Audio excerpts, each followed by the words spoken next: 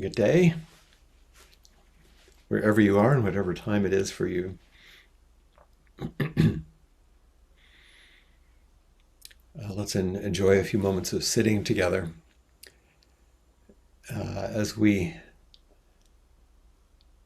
open to the space that is already available to us, but which we come to know by stopping and attending to the present moment.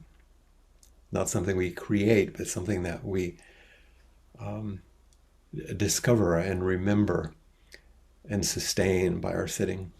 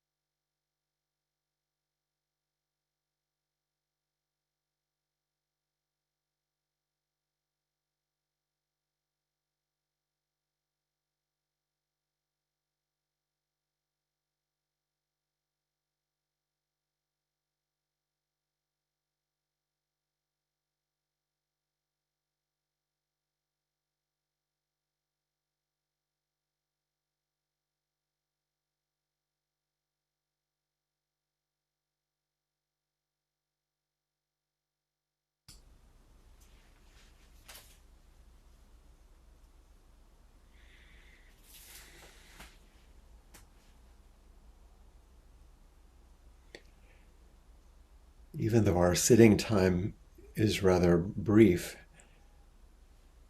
in the beginning of inquiry,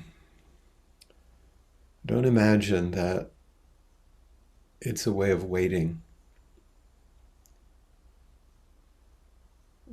for the teachings to start, waiting for the discussions to begin. There's no waiting. It's the essential expression of our true nature, what all the teachings eventually point to, what all the conversations open.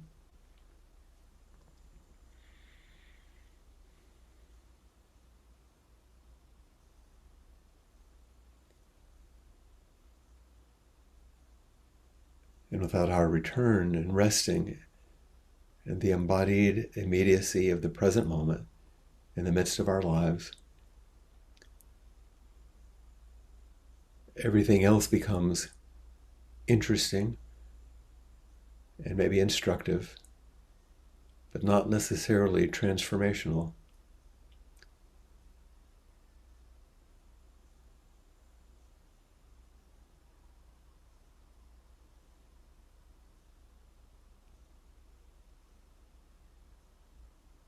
And in our world of busyness and activity, it's hard to imagine that what seems like doing nothing is so essential and powerful.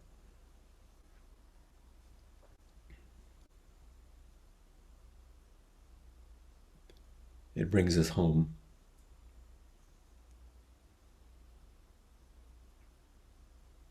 And home in a way that's beyond our ability to really understand it sometimes. But we can appreciate it with our body. And so we offer our body to our sitting and our breath. And to each other.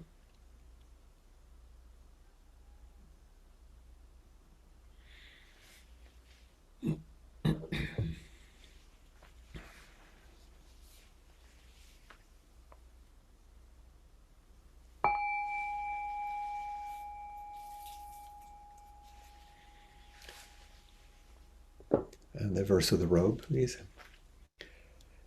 Vast is the robe of liberation, a formless field of benefaction.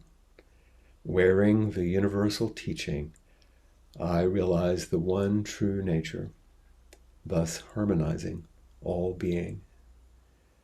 Vast is the robe of liberation, a formless field of benefaction. Wearing the universal teaching, I realize the one true nature, thus harmonizing all being. Vast is the robe of liberation, a formless field of benefaction. Wearing the universal teaching, I realize the one true nature, thus harmonizing all being.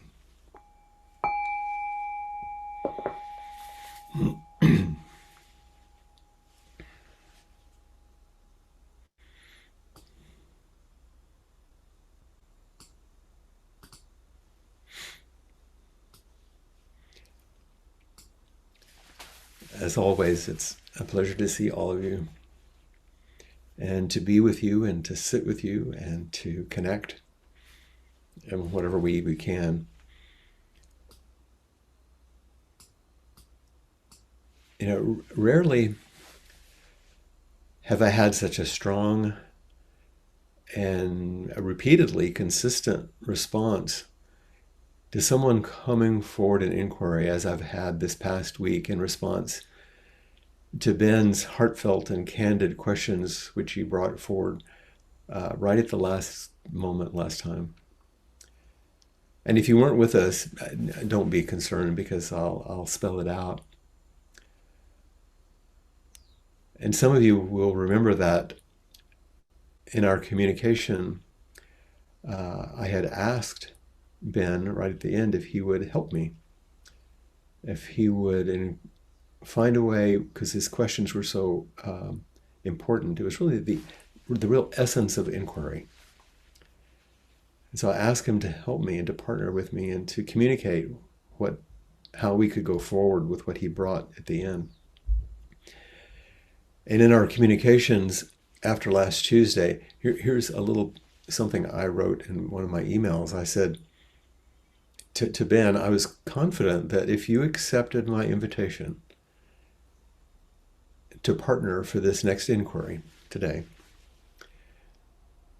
that you would not only continue to be an inspiration for me, but a resonating guide for others. And I wrote to him, I said, you might be surprised to know that I've had more comments about our interaction than any other part of inquiry from last week or from many, many other weeks for that matter.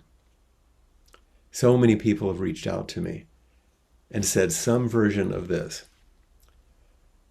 Wow, there at the end when that young man, was it Ben, is that his name, came forward for just those few moments, that was worth the whole session.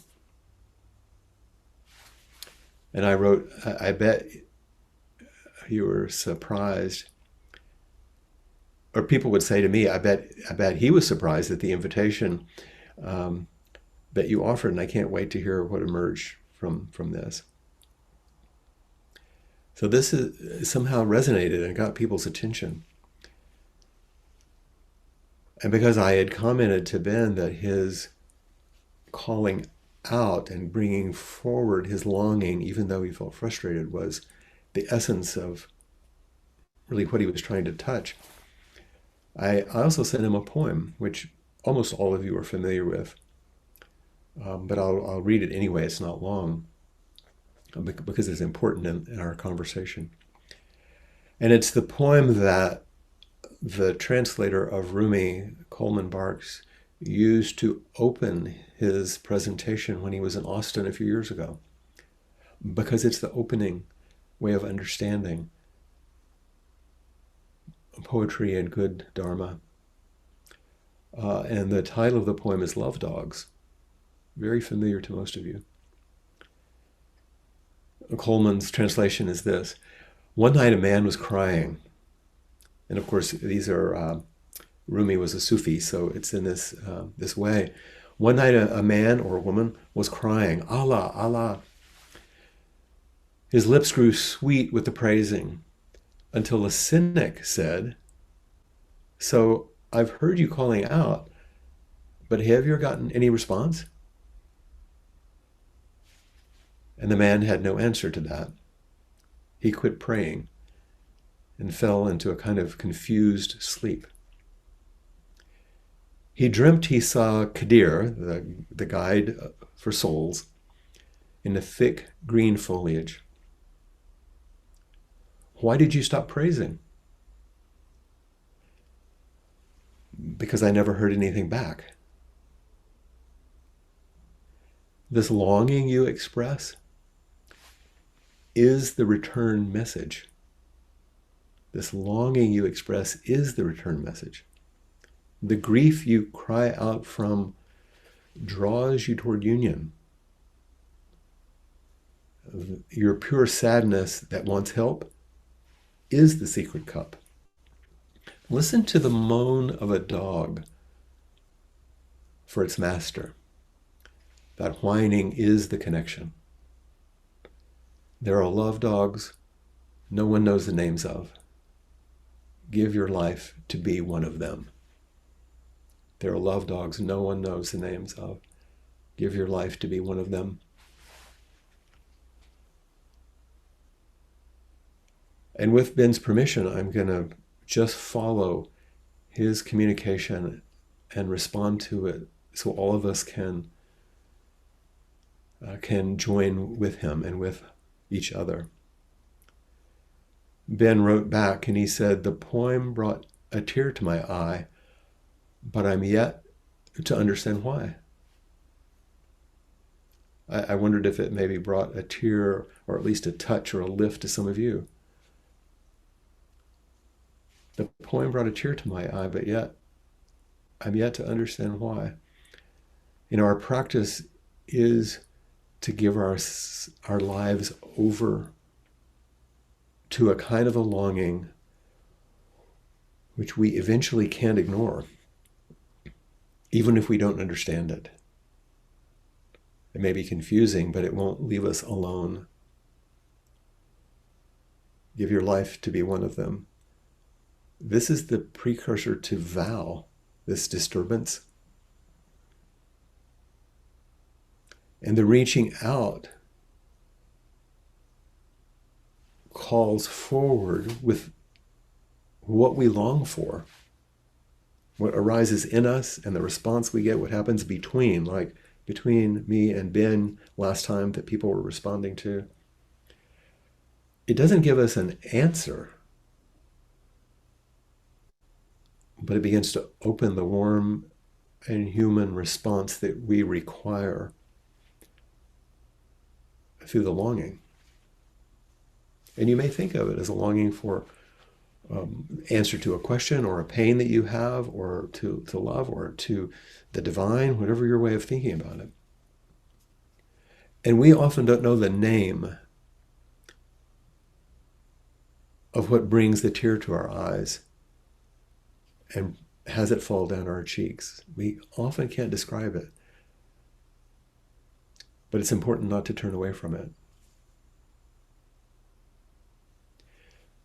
And then next, Ben wrote, I've attempted to write this response several times, but I can't seem to find the words. And ironically, of course, what follows is amazing words, even though he said he couldn't find them. In fact, the next sentence, he added some very clear and powerful words. He said, I live in a perpetual state of anxiety and self-doubt, driven by fear and shame. If that resonates for anyone else, raise your hand. You don't have to, but yeah, see all of these people.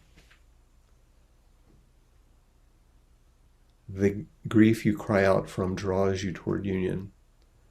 Your pure sadness that wants help is the secret cup.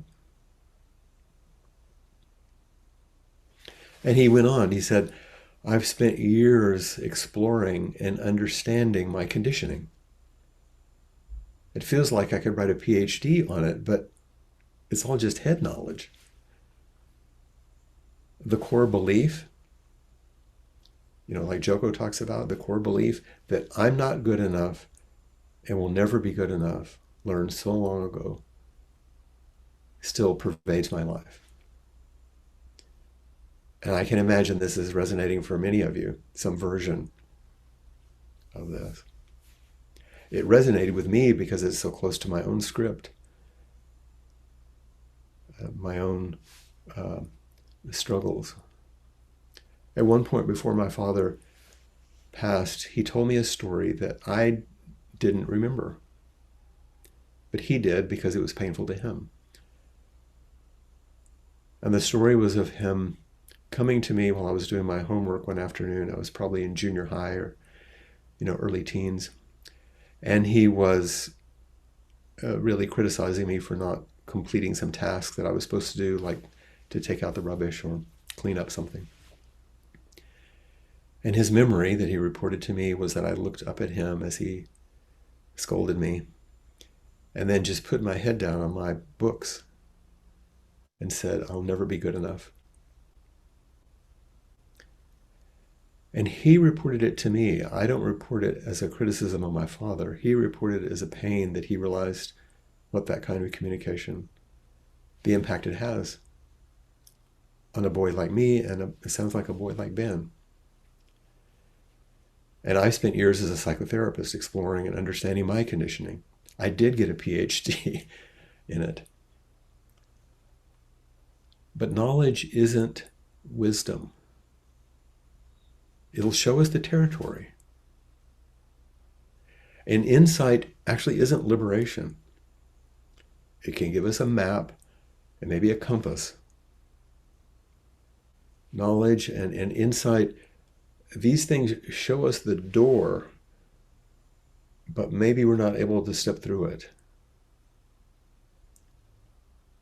We might be able to see, as Dr. King said, we might be able to see the promised land, like in the story of Moses, but despair of ever reaching it. And it's a kind of a torture when it can actually deepen the pain and frustration. But touching the exiled parts of us is the pathway to freedom, but simply touching these tender places can be like poking at a wound. Or like suddenly turning on a bright light when your eyes have been accustomed to the darkness. It hurts. It can be painful and disorienting. Real freedom, the stepping through, the adjusting to something new, requires patience and gentleness and persistence and care. And if we find those things, I asked Ben last time, why did you come back? Why do you come back? And as I think because of some of these qualities that he finds, not just in me, but in all of you. He goes on, he wrote, the overcompensatory strategy of trying to be perfect perpetuates the anxiety and fear of being shamed. The self-consciousness of being seen, looking all, hot and red-faced, causes me to feel that shame and avoid people, avoid places and things. Thus my world gets smaller and smaller, creating loneliness and isolation. We all have manager parts. He calls it this compensating strategy. These manager parts which try to solve a problem using strategies which we developed when we were quite young, usually, and which might have been helpful to survive certain situations, but are not appropriate as a whole way of life. Instead, they become this endless cycle of striving, which perpetuates the feeling of helplessness and hopelessness. So things actually kind of are made worse in a real attempt to help. And even when we have those moments where it succeeds, we then just become really scared that we're going to lose the ground we've gained, because we know at some level our solution is a rickety, shaky construction. And we know that every constructed state eventually changes and falls apart, because it's the nature of everything. We can't really rely on this like new, seemingly better manager. Because if this is the way we approach everything, it's just not just coping on the everyday level, but even with our spiritual practice, we develop spiritual managers, which isn't freedom, isn't liberation. And Ben was saying he could feel that. In fact, he said, his words, I continue to use the same addictive strategies and conditioning to cope. Don't we all? Still, and then he lists his, still hammering myself in the gym, using an external strategy to try and feel okay about myself, which of course is a delusion, doesn't work. He has this deep insight. What are your habitual strategies, each of you? What are the feelings you end up perpetuating when these manager strategies don't lead to the kind of liberation or awakening, any kind of freedom or release? What do you end up feeling? What if you simply stopped the habit pattern without even knowing what else is available, just stopped for a moment and paused? And this is what we do when we're sitting. And to feel what you're resting in. Not going deeper and seeing what's underneath it all. That's a kind of a psychological excavation that can be really helpful in therapy, but can take you into deeper labyrinths of conditioning, but isn't what our sitting is. And it's also based on an assumption. There's something wrong with me, and if I get to the bottom of it, I can sort it out. And this is the beginning of the belief in a curative fantasy that our spiritual practice will allow. And if you cling to that image of what our practice is, you can miss the more spacious and open awareness in which everything is arising and passing away around you. And that's not a simple step, but it's one that's possible, and one that as a teacher I'm going to keep offering and supporting and encouraging. Ben then says, you ask me why I keep coming back, and if I'm honest, it's out of hope and desperation for something to change. All of you know this one, right? He said, I so desperately want to be seen, but I'm scared to death of being seen.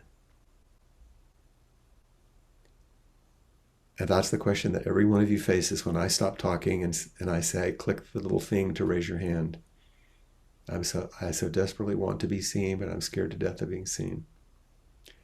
Our deepest fear and our deepest longing are the same thing.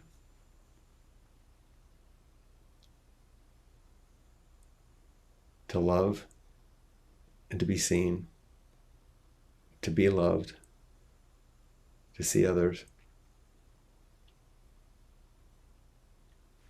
It takes courage to practice wholeheartedly without the deluded notion that you're going to manage your way to some happiness and ease. That's all going to be great. Better conditioning will never help you arrive at the liberating freedom of the unconditioned. Just getting better conditioning is not going to offer you what the Buddhist teachings offer you.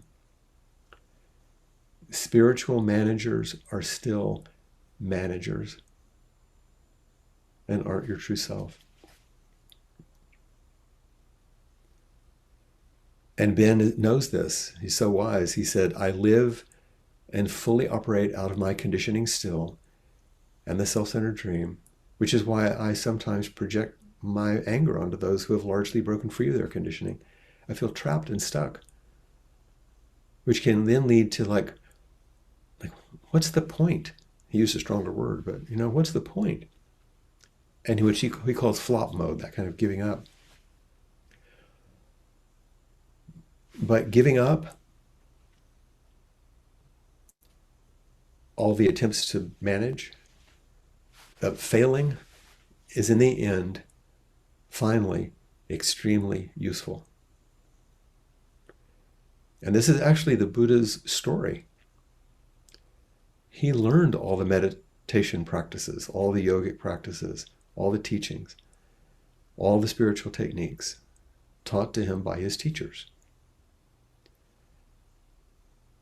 He studied and practiced in a masterful way.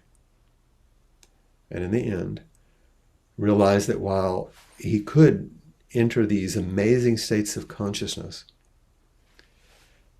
it just simply didn't answer his question about suffering and the end of suffering, because that was his only question. So he was stopped. He succeeded in all of these practices, but he failed in answering his question. And he had to stop.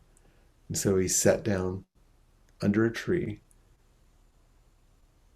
as a failure and stopped trying to change himself into a yogi or something else he was not, which he thought might be the solution. And he was left with the same thing that all of you, that I'm left with. His body, a history and all the conditioning that comes along with it, a human heart and mind, each moment changing into the next moment, each breath flowing into the next breath, the contingent flow of just this as it is. And this is what he rested in and where he found his freedom. Freedom from all the ideas about who and what he should be. And finally accepted who he was and the life that he actually had. and things opened up. Last week we spoke a lot about cooking and sharing meals, especially as they're played out in retreat. And we didn't talk too much about oryoki, which was the way in which we're served when we sit together in a formal meditation retreat with our bowls in front of us, and somewhat like the tea ceremony. And some of you have heard these stories, but it's very important because I was faced with exactly what Ben is talking about. And I remember the first time I was learning to serve in these meals. It's very formal and beautiful the way it's done. And at San Francisco Zen Center, the Zendo would hold about 60 people. It's a lot of people. And I would stand at the door waiting for the soku, the person who would tell us when it was time to serve. And I remember standing there with a tray. And they were very small bowls of gamasho, a combination of salt and sesame seeds that we would put on our oatmeal, with little tiny spoons. And I was to serve this little bowl between every third person. And so I was waiting for the person who's in charge to tell me to step into this big room with all these people facing out in total silence. And as I stood there, I noticed that all the little spoons were jumping around because I was shaking.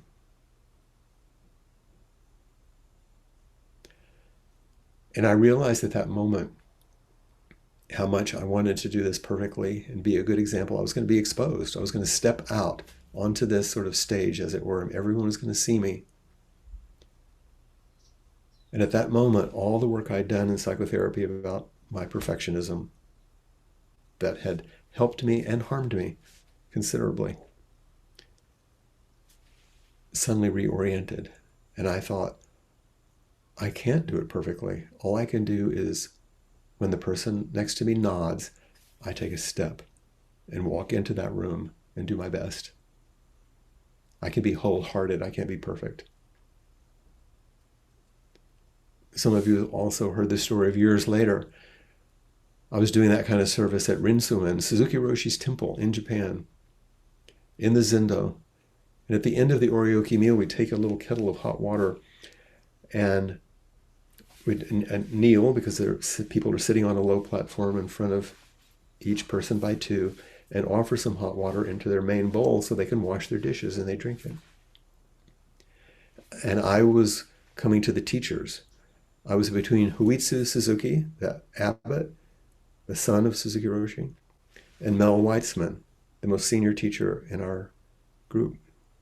And I knelt between them and offered Huitsu some water.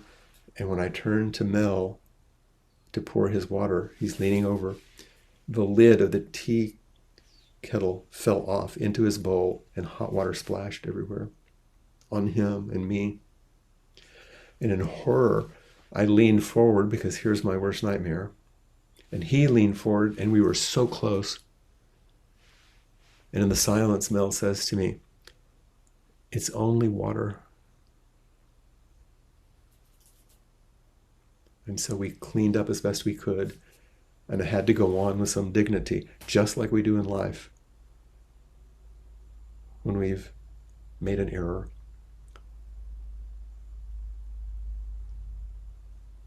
During evening zazen at San Francisco Zen Center one time, a messenger came to the Zendo right at the end of our sitting, whispering to Blanche, who was the head priest at that moment, that one of her family members, who was in Japan, had just died.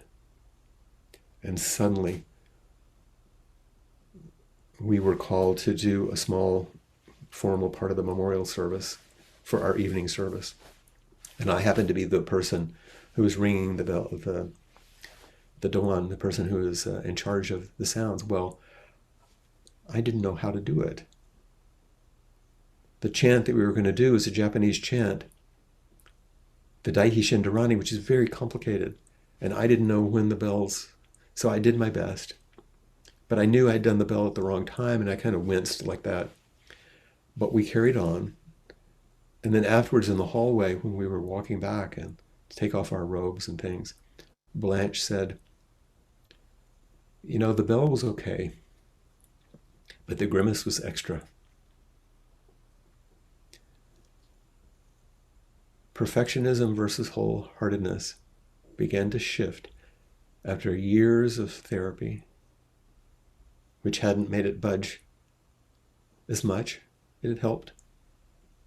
And it's not all gone. I'm still myself.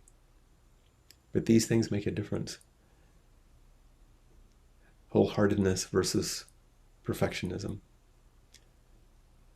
And Ben wrote, despite setting an intention for myself, Zazen most of the time for me becomes setting aside time to think and become more entwined with the self-centered dream. This is the paradox of striving and spiritual practice. Effort is needed, but not to construct a Buddha, not to fix yourself. It's needed to see through all of the illusions and all these intentions as we sit quietly and watch them arise and pass away. And we sit with the body as the body and the breath, and place our attention on our posture and our breathing, not on all of our thoughts. Thinking goes on in the background, of course. It won't stop. But we can shift what we attend to and what we privilege. And sometimes these things that we think do need attention. But our primary attention is just simply expressing ourselves as a wobbly Buddha through our embodied immediacy. So we come to the end of Ben's writing, and he offered 4 questions. Number 1, how do we cultivate attention and focus in a mind that's incessantly so noisy, destructive, and, well, frankly, a bully? I'll just read the 4 questions and I'll go back a bit. 2, how do we balance not trying to get anywhere with evolving and working with our conditioning? Number 3, how do we know we're on the right path? And 4, are there times when sitting zazen is simply not helpful or a useful thing? And I list them because these are the fundamental questions of inquiry, aren't they? Number 1, how do we cultivate attention and focus in a mind that's noisy, destructive, and sometimes a bully?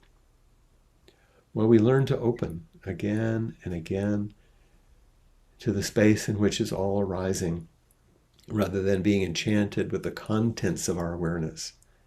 If we chase after the contents of our awareness all the time, we miss the space in which those things are flowing. And that seems a little conceptual, I know, maybe abstract, but it's important to understand this shift in perspective. Your mind will always be noisy and a bully if that is the mind that you practice, feed, privilege, and focus on. The noise does quiet down at times if you stay with posture and the breath in a wholesome way, not in a harsh way. You don't want to just bully yourself to do that either. It just becomes the next manager. And the bullying, of course, is an indication that there are parts in you that do need attention, and maybe some that you bring to your teacher or to a therapist. So you can ask the question, what does this part of you think it's doing to help you? What's it's afraid would happen if it stopped doing these things?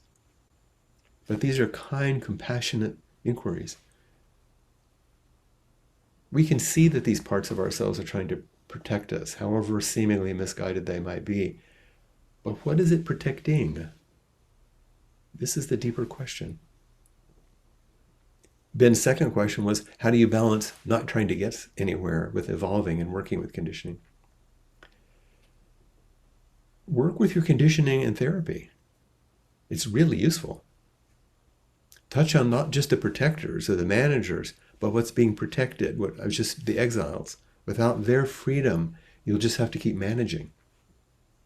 And as the managers begin to relax, and exiles begin to be relieved of their burdens little by little, the true self shines forth automatically because it's always been there.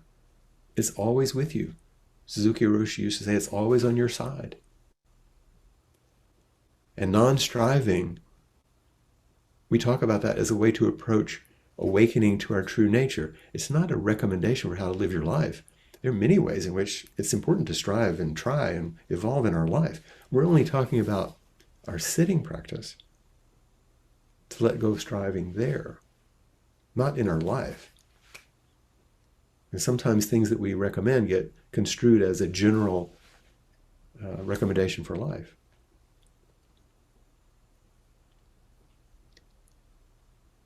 Ben asks, number 3, how do we know we're on the right path?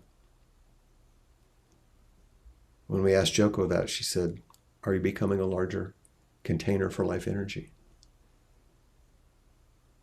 Are you opening more and more for life energy to flow through you instead of trying to control life? Remember, Ben talked about getting smaller and smaller. What opens you to say yes, yes? Jack Kornfield talks about asking his teacher, Ajahn Chah, am I on the right path? And Ajahn Chah just smiled at him and said, any suffering? Still something to focus on, you know? And then the allied question, number 4, Ben says, are there times when sitting zazen is not helpful or a useful thing? Absolutely.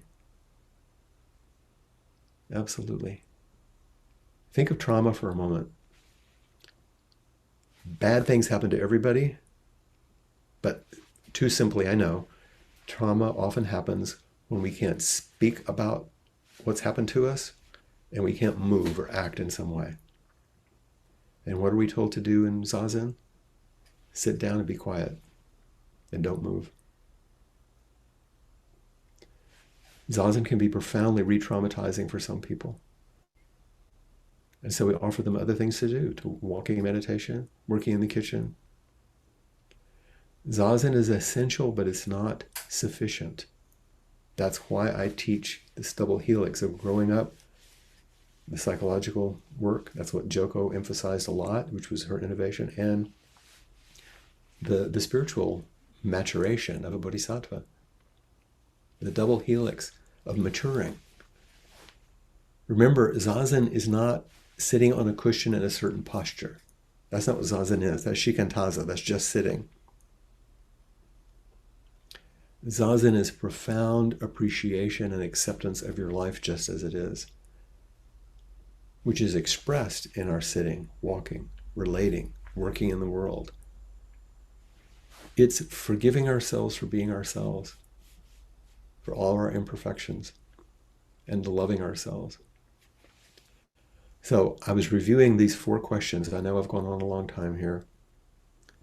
How do we cultivate attention and focus in a mind that's noisy, destructive, and sometimes a bully? Sit with others. Allow them to care for you, and you care for them. That second question, how do we balance not trying to get anywhere and yet evolving? Same answer. Sit with others. Allow them to care for you and care for them. How do we know if we're on the right path? Sit with others. Allow them to care for you and care for them. And are there times when zazen is not helpful? Absolutely. So make sure that you sit with others and allow them to care for you and you care for them. He ended his email with, thank you, Flint, with deep gratitude. And now I say thank you, Ben, with deep respect and gratitude. And I know I've used most of our time, but his questions and his teachings were so profound and so practical and so useful to my own practice, and I hope yours, that I wanted to take the time to be respectful of what he offered. And if you're interested or willing, Ben, would you raise your hand just for a second so you could come forward? Jessica could help you. If you're still with us, I haven't driven you away.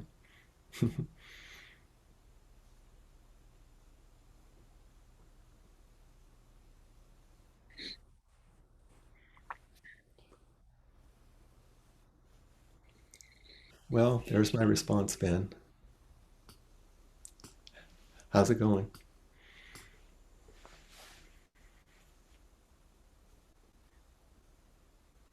I let everybody see you.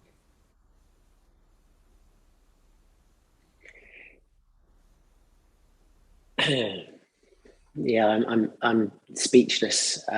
And you don't have to perform or really do anything. But I wanted Mm, to hear your voice and see your face and mm. let people see you. And if you have been touched by this or you feel like Ben's teachings resonate with you, just put your hands in gasho. See them?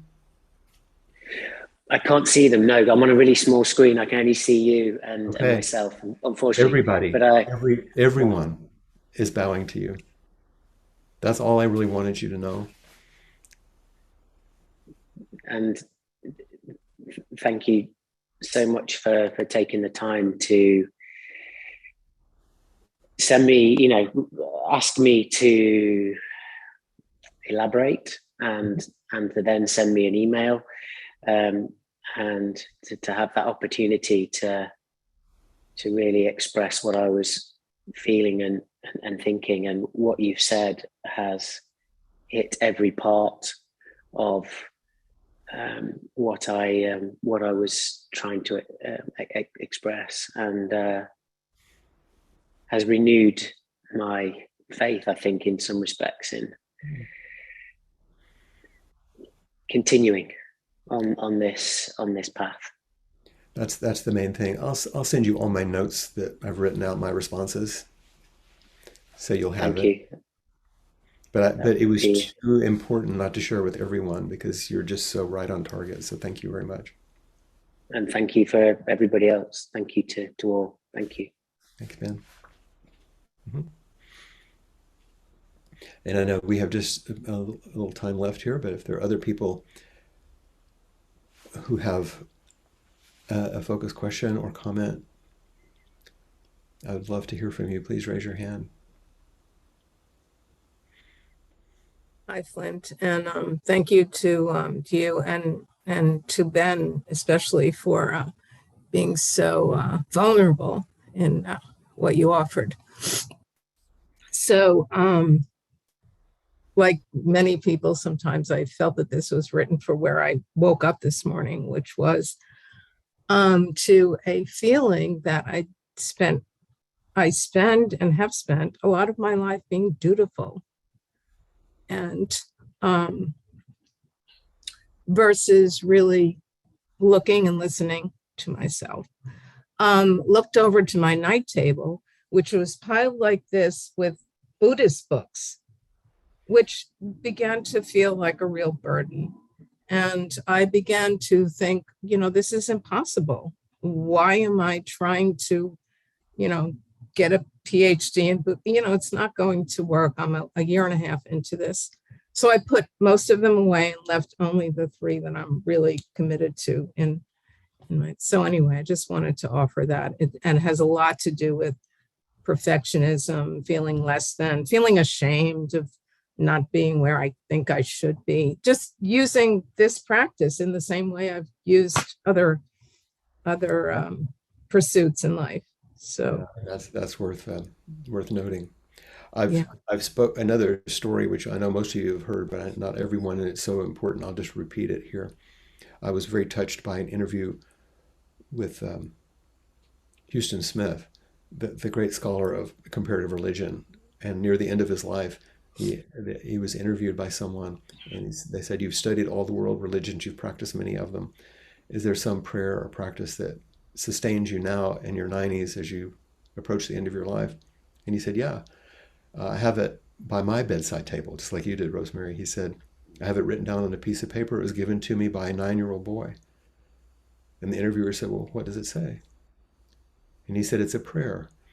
And it says, 'Dear God, I'm doing the best I can.'"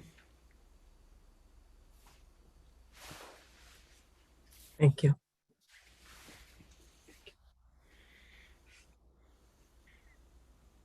There you go. There. Okay. You're on now.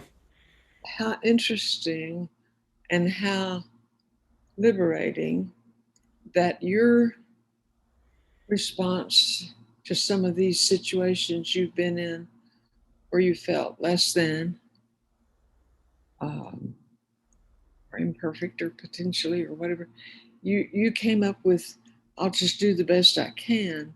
And what that 9-year-old's prayer was, I'm doing the best I can. Interesting thing for me, as a Baptist preacher's daughter, who was certainly set with the goal of perfection, I would bring home A pluses from all my grades, and my parents would always say, we just want you to do the best you can. Well, I twisted that to mean, what on earth is the best I can?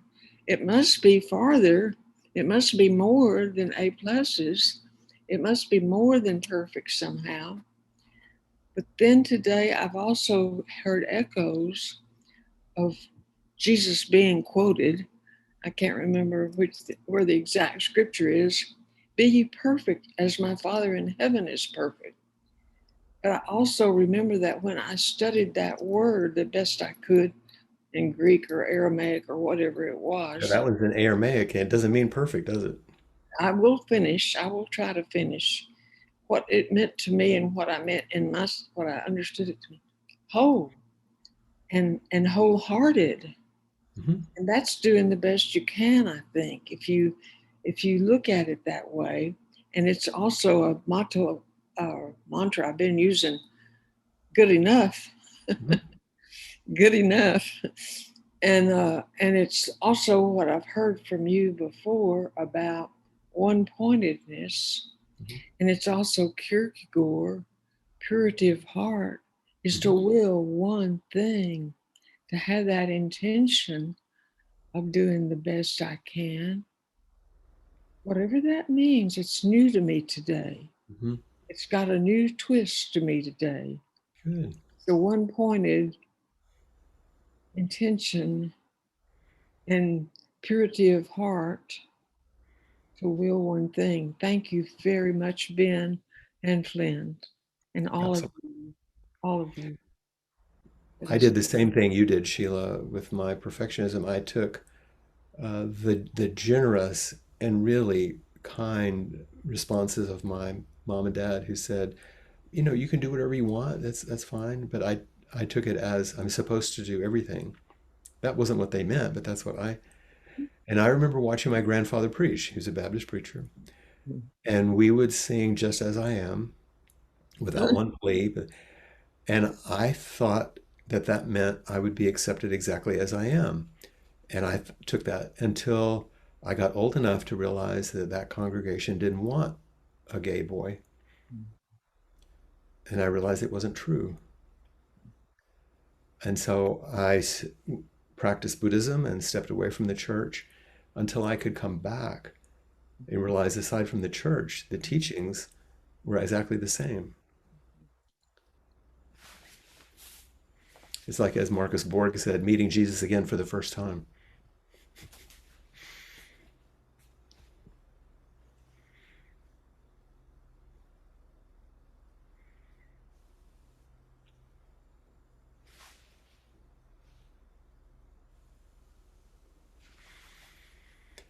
These things are real and personal and profound. It's not just teachings or esoteric things. It's how we make our way through our lives together. And why I suggested that in some ways there are many responses and levels to what Ben said, but sitting together and caring for each other is the essence. And Catherine?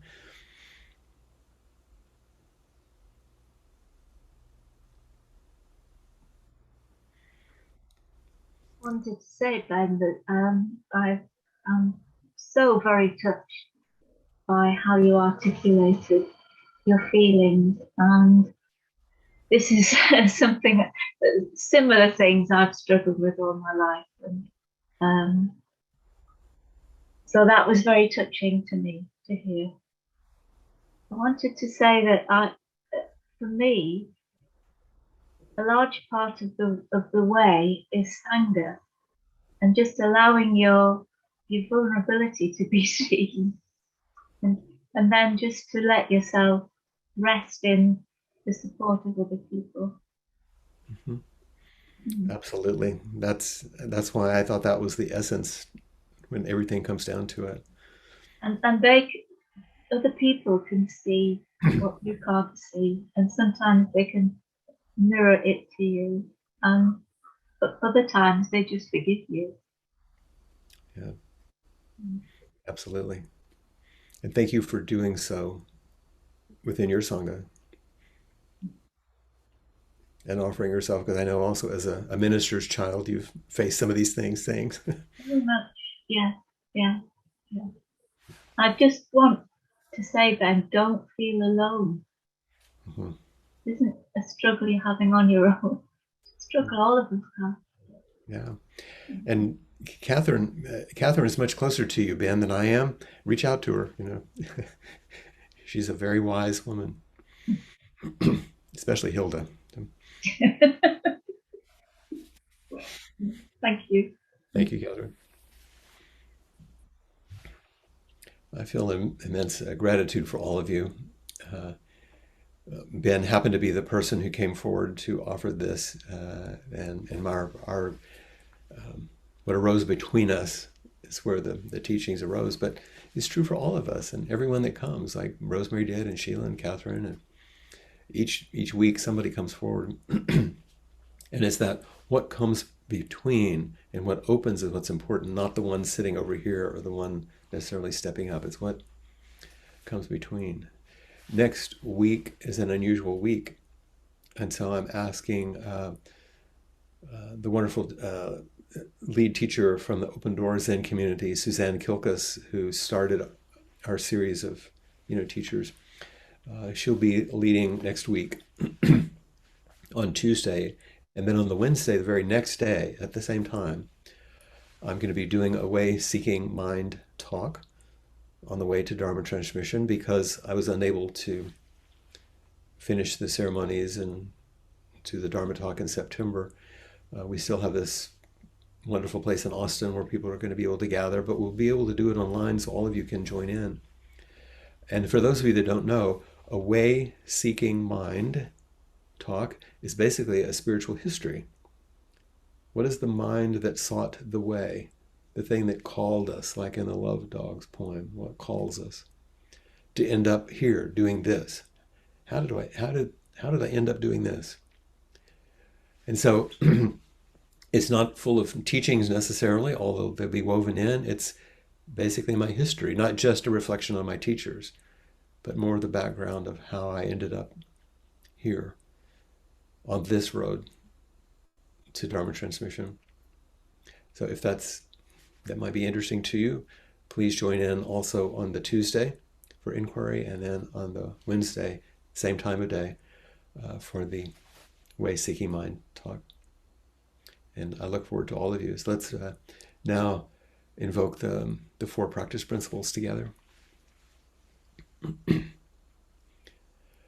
Caught in the self-centered dream, only suffering, holding to self-centered thoughts, exactly the dream. Each moment, life as it is, the only teacher, being just this moment, compassion's way. Caught in the self-centered dream, only suffering, holding to self-centered thoughts, exactly the dream. Each moment, life as it is, the only teacher, being just this moment, compassion's way. Caught in the self-centered dream, only suffering, holding to self-centered thoughts, exactly the dream. Each moment, life as it is, the only teacher, being just this moment, compassion's way.